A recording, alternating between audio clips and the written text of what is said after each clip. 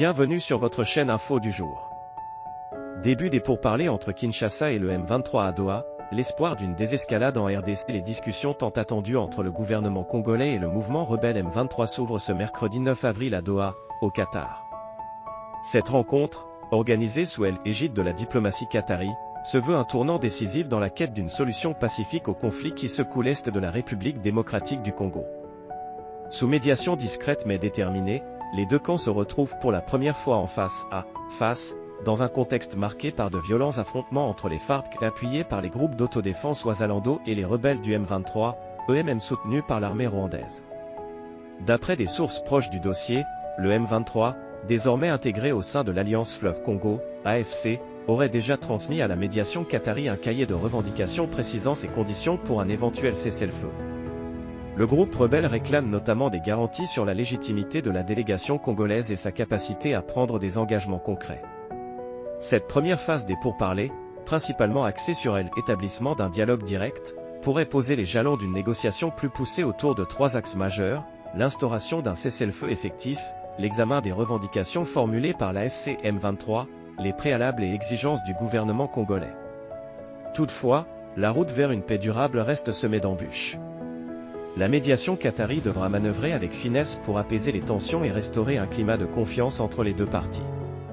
Pour rappel, des échanges préparatoires ont eu lieu en amont, à huis clos, entre experts militaires, analystes politiques et responsables du renseignement.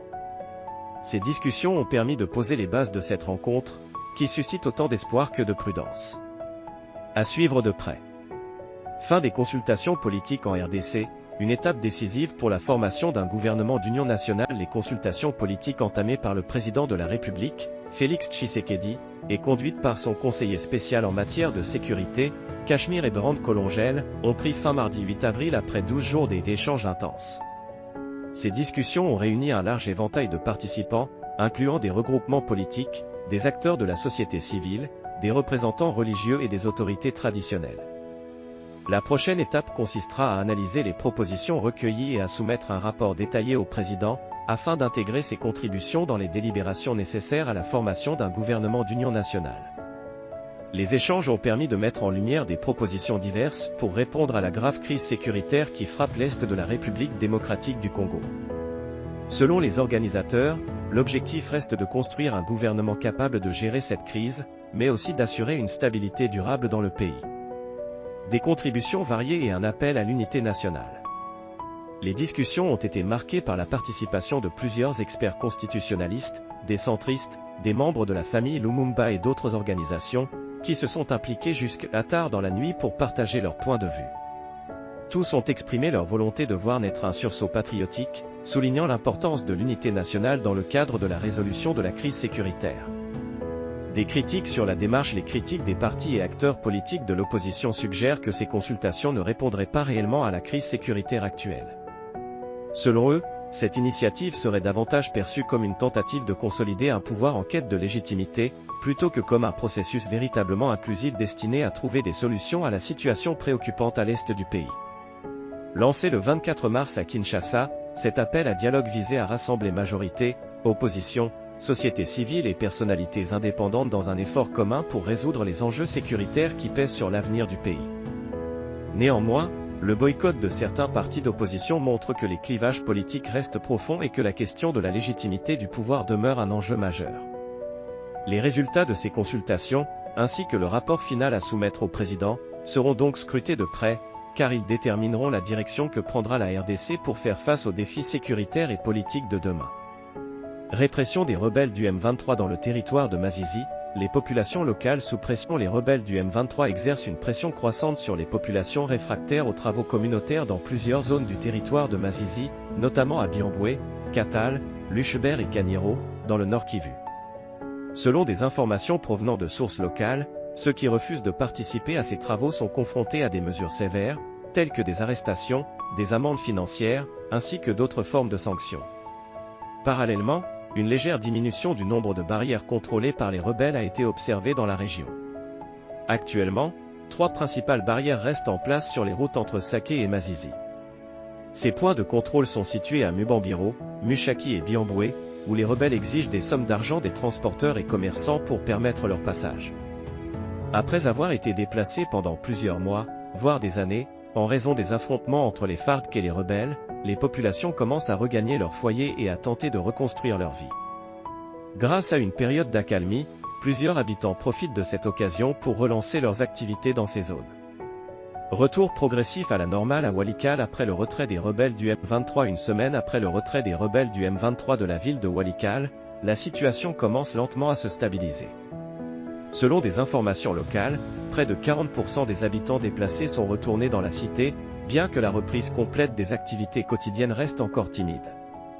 Ce retour se fait toutefois dans un contexte où l'administration publique tarde à rétablir ses services. Depuis le départ des insurgés le 2 avril, quelques commerces, tels que des pharmacies, des petits marchés locaux dits Limanga et des salons de coiffure, ont rouvert leurs portes dans le centre de Walikale. Cependant, malgré un climat d'espoir palpable parmi les habitants, plusieurs défis demeurent. La circulation de l'argent reste bloquée, et les réseaux de téléphonie mobile, notamment Vodacom et Airtel, sont toujours hors service. Seul le réseau Orange fonctionne, mais avec des difficultés, selon des témoignages recueillis sur place. Tout au long de la journée, des groupes de jeunes se forment dans différents endroits de la ville pour partager leurs expériences vécues durant les 15 jours d'occupation par les rebelles.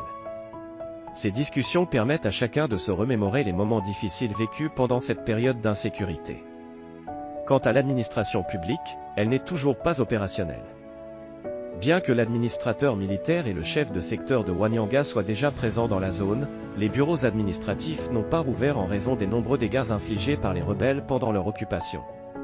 Rappelons que le M23 a occupé Walikale du 20 mars au 2 avril, après de violents affrontements avec les forces armées de la République démocratique du Congo, FARC, et les milices locales Wazalando. Le général Dunia, nouveau commandant de la 33 région militaire, a lancé, le mardi 8 avril, une opération d'identification des combattants Wazalando à Uvira, dans la province du Sud Kivu. L'objectif de cette mission est de distinguer les véritables membres du mouvement des faux Wazalando, afin de fournir au gouvernement une liste des combattants légitimes qui pourront bénéficier des avantages et privilèges prévus par la hiérarchie nationale. Cette initiative survient juste après la réaffectation des unités Wazalando et des forces armées de la République démocratique du Congo, FARC, sur le terrain, dans un contexte de réorganisation des troupes. La réaffectation fait suite à la visite, la veille, du vice-premier ministre et ministre de la Défense nationale, Guy Kabombo, qui est venu superviser cette réorganisation sur le terrain. Il est important de noter que la coordination entre les Wazalando et les FARC à Uvira était source de tensions avant cette réorganisation, une situation qui a été abordée lors de la visite de Guy Kabombo, accompagné du coordinateur de la RAD et du commandant de la 33 région militaire du Sud Kivu. Le calme est revenu ce mercredi matin 9 avril dans les hauts plateaux du territoire de Kaleï, au Sud Kivu, après des affrontements 2 jours durant entre des combattants locaux Wazalando et les rebelles du M23, soutenus par l'armée rwandaise. Les Wazalando ont pu reprendre des localités occupées par la rébellion. L'intensité des combats a provoqué un déplacement massif de la population. Dimanche 6 et lundi 7 avril dernier, les Wazalando et les rebelles M23 se sont affrontés dans les hauts plateaux sur les collines surplombant Bushushu, Lemra et Yuzi. À l'issue de ces combats, la coalition Wazalando, composée de Kopako et MCDPN, commandée par les généraux autoproclamés Kirikisho, Mek et Baïj, a récupéré les agglomérations de Change, Bushaku 1, Bushaku 2 et Nyawaronga, rapportent des activistes locaux des droits de l'homme présents dans la zone. Des sources locales indiquent que la majeure partie de la population s'est déplacée vers Bushushu, Mabuka et Yuzi, fuyant la violence des combats. Les rebelles du M23 ont été aperçus au centre de Kaleï, à Yuzi, ce qui inquiète la population de la partie littorale du lac Kivu, qui observe encore une accalmie éphémère. Des officiers subalternes prêts à défendre la nation, cérémonie de serment à l'Académie militaire de Kananga le mardi 8 avril, des centaines d'officiers subalternes des promotions 36 ordinaires et 19 sessions spéciales ont prêté serment à l'issue de leur formation à l'Académie militaire de Kananga, située dans la province du Kasaï, centrale. Cette cérémonie marquante a vu la présence du vice-premier ministre de la Défense nationale, Guy Kabombo Muadianvita, qui a officialisé leur assermentation au nom du chef de l'État et commandant suprême des forces armées de la République démocratique du Congo, FARC, les élevant ainsi au rang de sous-lieutenant. Dans son discours, Guy Kabombo Muadianvita a salué le dévouement de ces jeunes lauréats et souligné l'importance de suivre une formation militaire rigoureuse, empreinte de valeurs d'excellence et de discipline. Il a également insisté sur l'importance de l'intégrité et de la fidélité envers la nation face aux nombreux défis que l'armée doit relever. Le vice-premier ministre a rappelé la mission fondamentale des FARC, protéger la patrie et ses frontières, dans l'honneur et la discipline, jusqu'à l'ultime sacrifice. Il a encouragé les nouveaux sous-lieutenants à demeurer fidèles à cet engagement. La cérémonie a été marquée par plusieurs moments forts, dont la remise de brevets aux sous-officiers distingués dans chaque catégorie, la prestation de serment sous le drapeau national, et un impressionnant défilé militaire. Sous l'emblème de la République, ces jeunes officiers ont juré de défendre leur pays, en s'engageant à respecter la Constitution et les lois de la République, prêts à aller jusqu'au sacrifice suprême pour la défense de la patrie. La cérémonie s'est conclue par la traditionnelle signature dans le livre d'or, symbolisant l'entrée de ces nouveaux sous-officiers dans l'histoire de l'armée congolaise. Mai Ndombe, le gouverneur plaide pour un renforcement de la sécurité après les tensions à Bolobo. Le gouverneur de la province du Mai, Ndombe, Lebon Kozo Kevani, a lancé un appel pressant, le mardi 8 avril, en faveur du renforcement des forces de sécurité dans la région afin de garantir la sécurité des populations. Il a particulièrement insisté sur la nécessité de déployer davantage de policiers dans le territoire de Bolobo, récemment secoué par des tensions intercommunautaires. Cet appel fait suite à des affrontements violents entre les communautés Tekenunu, qui ont provoqué la mort de 3 personnes et la destruction de plus de 40 maisons par incendie. Le gouverneur a souligné que les effectifs militaires actuels dans la province sont insuffisants pour assurer une sécurité optimale. Ici, dans le Mai Ndombe, les forces de sécurité sont loin d'être suffisantes. C'est pourquoi nous avons sollicité l'aide de Kinshasa. Nous attendons des autorités nationales une réponse rapide, a-t-il déclaré. Selon lui, un dispositif de sécurité renforcé, incluant un nombre accru de policiers, est essentiel pour éviter d'autres troubles à Bolobo. Lebon Kozo Kevani a également précisé que des armes, y compris des fusils de calibre 12, des flèches et des armes blanches, ont été saisies auprès des membres des communautés impliquées dans ces violences.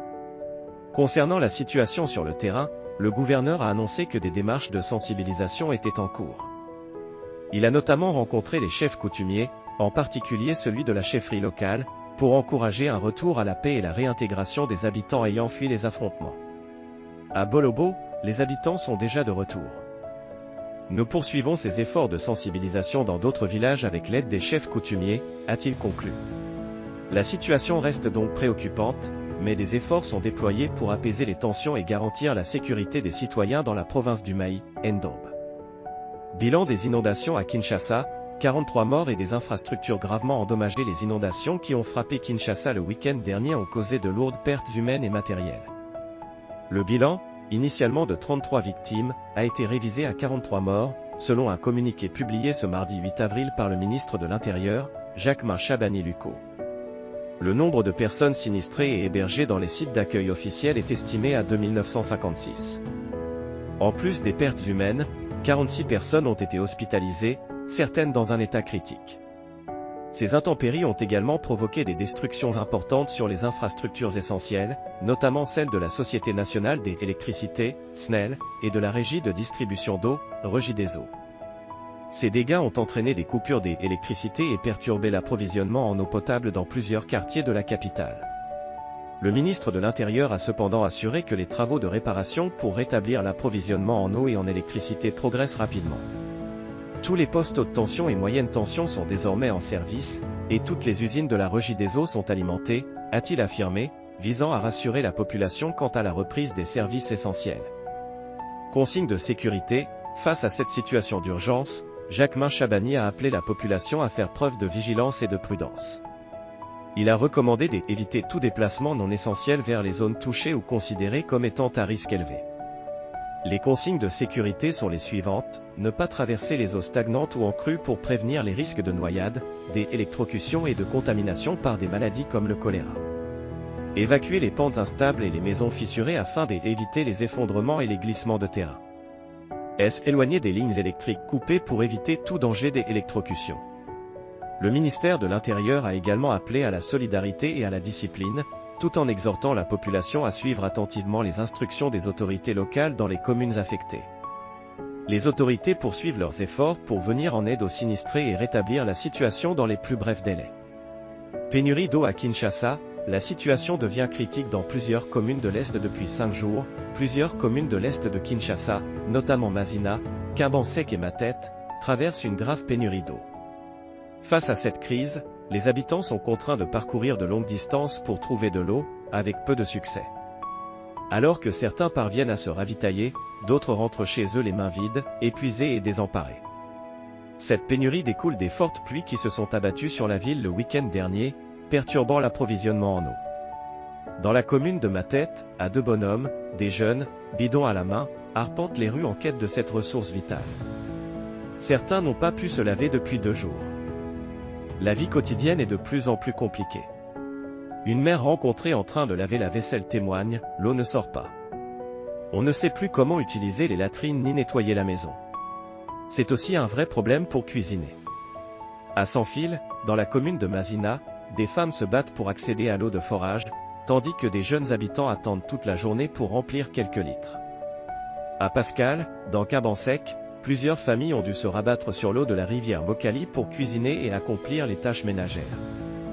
Des solutions en cours face à cette situation d'urgence, des travaux de réparation ont été entamés sur le poste de captage de la Regie des eaux, situé sur la rivière Ndjili.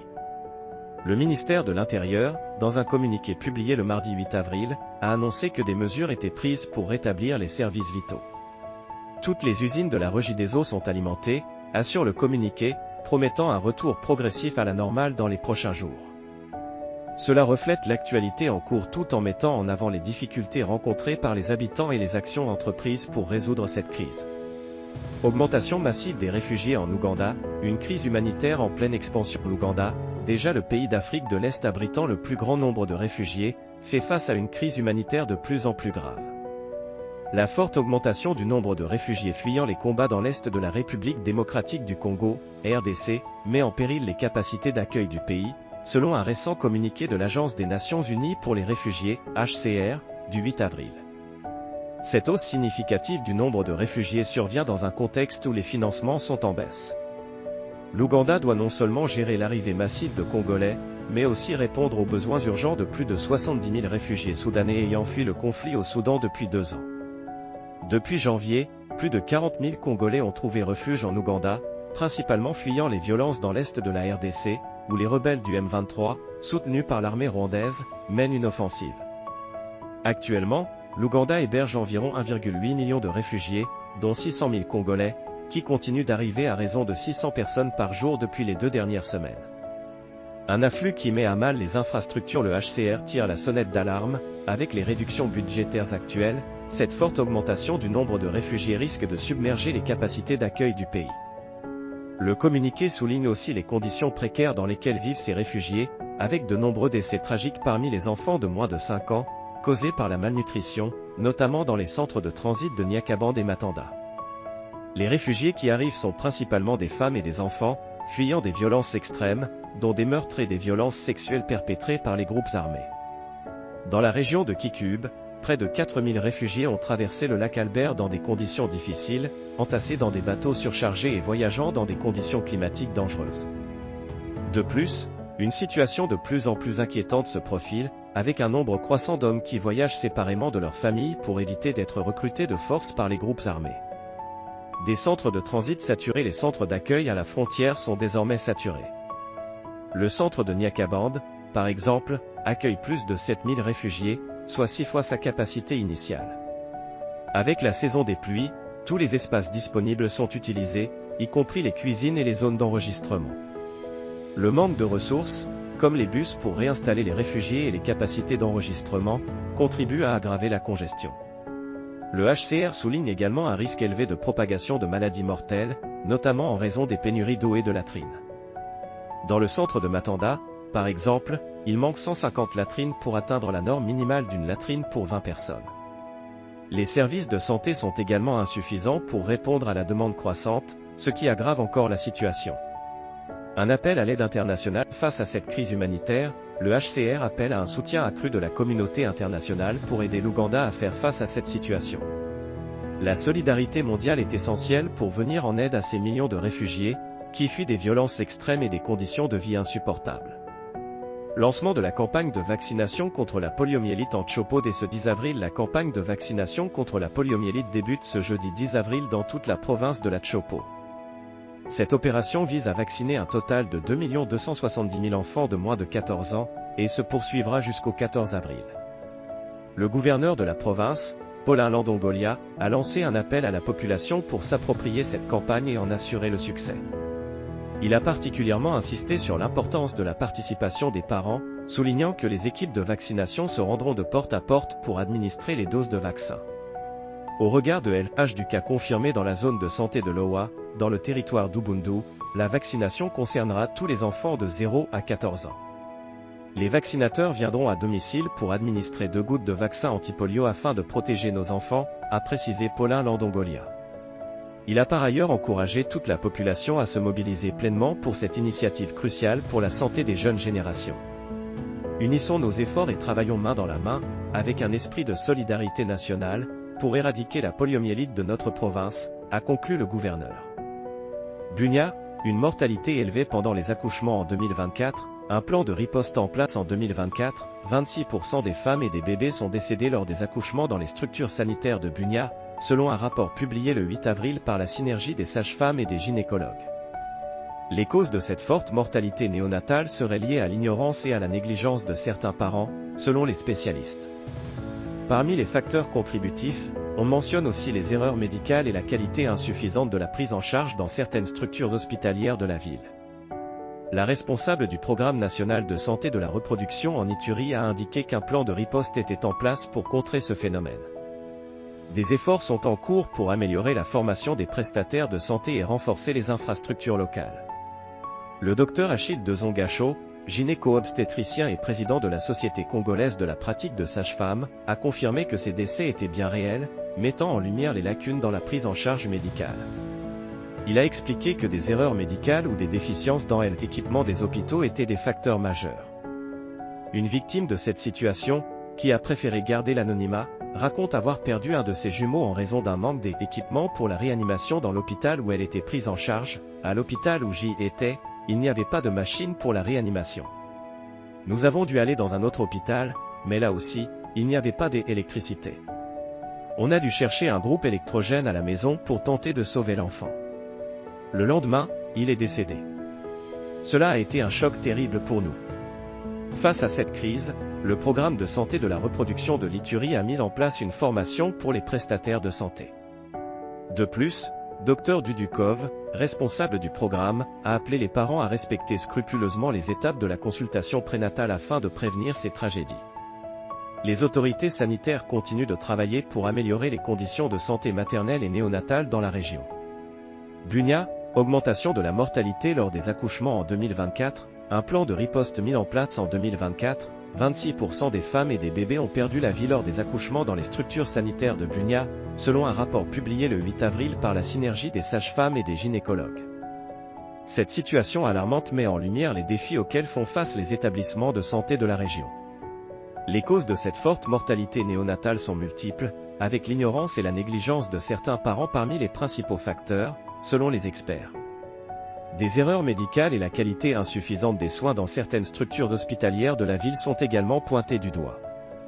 Pour répondre à cette crise, un plan de riposte a été lancé, visant à améliorer la qualité des soins et à renforcer les capacités des structures sanitaires locales. Le Programme national de santé de la reproduction en Ituri travaille activement sur la formation des prestataires de santé, en collaboration avec les autorités sanitaires. Le docteur Achille Dezongacho, gynécologue obstétricien et président de la Société congolaise de la pratique de sage-femme, a confirmé la réalité de ces décès, en soulignant les lacunes dans la prise en charge médicale. Selon lui, les erreurs médicales et l'insuffisance des équipements dans certains hôpitaux sont des facteurs déterminants dans ces tragédies. Une mère ayant vécu cette douloureuse expérience raconte qu'elle a perdu l'un de ses jumeaux à cause d'un manque d'équipements pour la réanimation dans l'hôpital où elle était prise en charge. À l'hôpital où j'y étais, il n'y avait pas de machine pour la réanimation. Nous avons dû nous rendre dans un autre établissement, mais il n'y avait pas d'électricité. Nous avons dû chercher un générateur à la maison pour tenter de sauver l'enfant. Le lendemain, il est décédé. Cela a été un choc terrible pour nous, témoigne-t-elle, sous couvert d'anonymat. Face à cette situation, le programme de santé de la reproduction de l'Ituri a intensifié la formation des prestataires de santé. Dr Dudukov, responsable du programme, a également appelé les parents à respecter scrupuleusement les consultations prénatales pour prévenir ces tragédies. Les autorités sanitaires restent mobilisées et travaillent pour améliorer les conditions de santé maternelle et néonatale dans la région de Bunia, afin de réduire ces décès évitables. Partagez, like, et abonnez-vous sur votre chaîne pour ne rien rater de l'actualité en RDC et dans le monde.